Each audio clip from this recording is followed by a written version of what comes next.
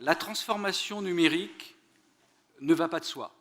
Nous sommes dans un système complexe, au pilotage compliqué, avec beaucoup de segmentation d'acteurs, et il est vraiment important de pouvoir aligner ces acteurs sur un certain nombre d'objectifs prioritaires. Nous avons encore du mal à faire en sorte que les premiers outils numériques de première génération pénètrent profondément le système de santé en pratique quotidienne et en usage réel. Les grands programmes nationaux destinés à structurer l'offre de santé numérique ont également tardé à produire des fruits concrets en termes d'usage réel. Et donc, les pouvoirs publics et l'ensemble des acteurs de la communauté e-santé, quels qu'ils soient, sont confrontés à ce défi de faire passer au niveau d'usage les services numériques de première génération tout en faisant éclore, en accompagnant et en captant la création de valeur liée à toutes les innovations de deuxième génération qui nous arrivent à travers, comme je le disais, par exemple, les objets connectés ou l'intelligence artificielle. La façon de savoir rapprocher start-up et professionnels de santé, innovateurs et systèmes de santé est sans doute une des clés du succès sur lesquelles nous n'avons pas collectivement, opérationnellement, mis en place des dispositifs.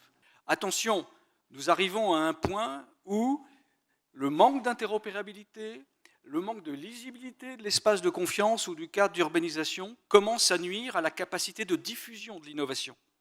Comment on peut identifier, capter, accompagner, traduire en usage les innovations sans renoncer à la régulation indispensable?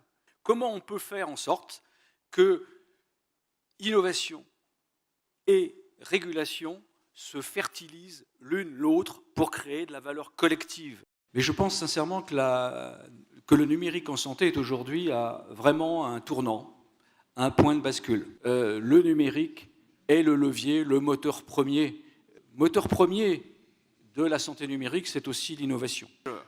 La ZIP Santé, je peux vous le dire, aujourd'hui y réfléchit et dans les mois qui viennent, et probablement dès le second trimestre de cette année, proposera pour son cadre d'interopérabilité, comme pour certains éléments de la politique de sécurité, différents éléments, méthodes, suggestions qui permettront probablement d'accélérer le processus de fabrication des référentiels et d'améliorer leur adaptation aux enjeux d'usage. C'est un enjeu, à mon avis, central. Les acteurs de la e-santé, du système de santé, sont en train de parvenir à une communauté de vue globale et à un niveau de maturité collective qui me paraît le principal socle de succès de la e-santé pour demain. La clé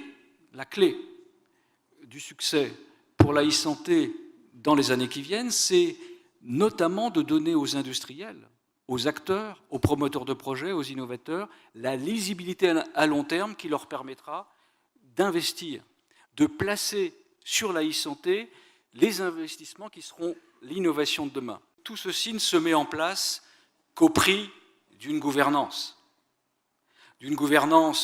cohérente, solide, durable. C'est le défi majeur, parce qu'il n'y a pas d'action de e-santé sans action systémique. Il n'y a pas de succès possible si on ne parvient pas à faire converger autour d'objectifs reconnus comme légitimes par l'ensemble des acteurs, des professionnels de santé, des structures de santé, des industriels, des institutionnels, quelquefois puissants et forts de leur propension à l'autonomie.